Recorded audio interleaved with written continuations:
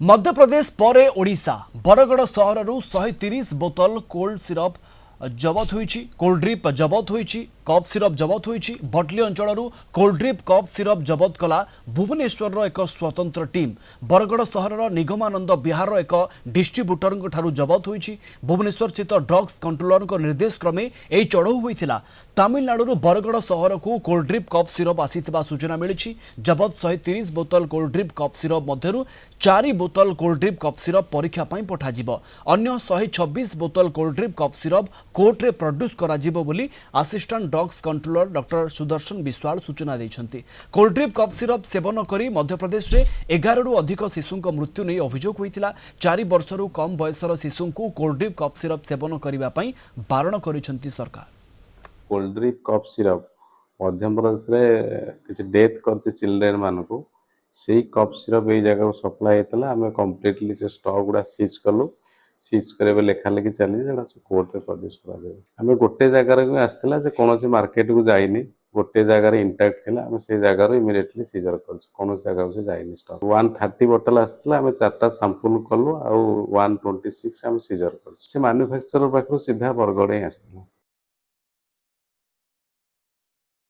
आम Bargarh bureau head Mahendra Sahu जोड़ी होती आम सहित। महेंद्र खबरटी केते बेलर केते परिमाण एठी कफ सिरप जबत होईछि?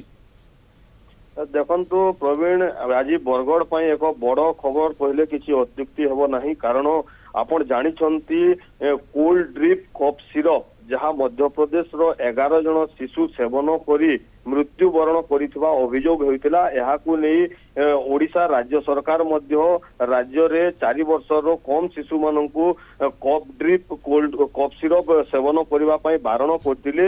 एवं भुवनेश्वर रो एक स्वतंत्र टीम जो भली भाव में संबलपुर रो मध्य किछि ऑफिसर से जगह रे थिले एवं आज बरगड़ को पहुंची थिले। बरगड़ रो विभिन्न डिस्ट्रीब्यूटर मानक पाखकु जाइतिले तदंत करितिले एवं भटली छक जो बरगड़ शहर रो भटली छक रो एक डिस्ट्रीब्यूटर को ठारू 130 बोतल drug Coldrif cough syrup जबत करिछि स्वतंत्र टीम। जदि आमे कहि परिबा जो रही भुवनेश्वर रो जो असिस्टेंट ड्रग्स कंट्रोलर रही से आसीतिले सुदर्शन विश्वाल से निजे मध्य उपस्थित थिले एवं जो बड़ी भाव में एक डिस्ट्रीब्यूटर को ठारू 130 बोतल कोल्ड ड्रिप कफ सिरप जबत करिसंती एवं अन्य कोनोसी मेडिसिन दुकान को जाई नथिबा से स्पष्टीकरण दैसंती एवं से जो 130 बोतल कोल्ड ड्रिप कफ सिरप को जबत करिसंती तन मध्यरु 4 बोतल को परीक्षा पई पठा जाईची। परीक्षा को पठा जिवो से डिस्ट्रीब्यूटर मानक पई गुटे बड़ चेतावनी कहा जाई पारे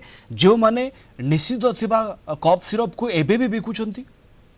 निश्चित भाव में जेहेतु तमिलनाडु सीधा सलख बरगड़ को कोल्ड ड्रिप कफ सिरप आसुथिबार अनुमान करथिले एवं सही घटनाक्रम जेतेबेले आसीतिला एही टीम बरगड़ को आसीतिले। निश्चित भाव में सरकार को जो निर्देश रही ସେହି निर्देश को अनुपालन करिबार जरूरी होई पड़िछि। कारण ये घटना जो भली भाव में सारा देश रे चर्चार विषय होइछि। कारण अकाल रे जो जीवन 11टा शिशुंकर जीवन जाइतिला से भली अभियोग आसीतिला। निश्चित भाव में समस्त डिस्ट्रीब्यूटर हंतु मेडिसिन दुकान रहउचंती समस्ते सरकारंकर नियम को पालन करिबा जरूरी होई पड़िछि। ओके धन्यवाद आपनको महेंद्र। अधिक सूचना पाई कलिंग टीवी रे एक्सक्लूसिव विजुअल आपण देखिबा को पाउचंती से चढ़ऊ बेलर एवं चढ़ऊ परे परे जो अधिकारी माने तांकर जो प्रक्रिया समापन करुथिले तार दृश्य मध्य आपण एटी देखिबा को पाउचंती। बरगड़ रो ई एक्सक्लूसिव फुटेज सामना को आसीछि।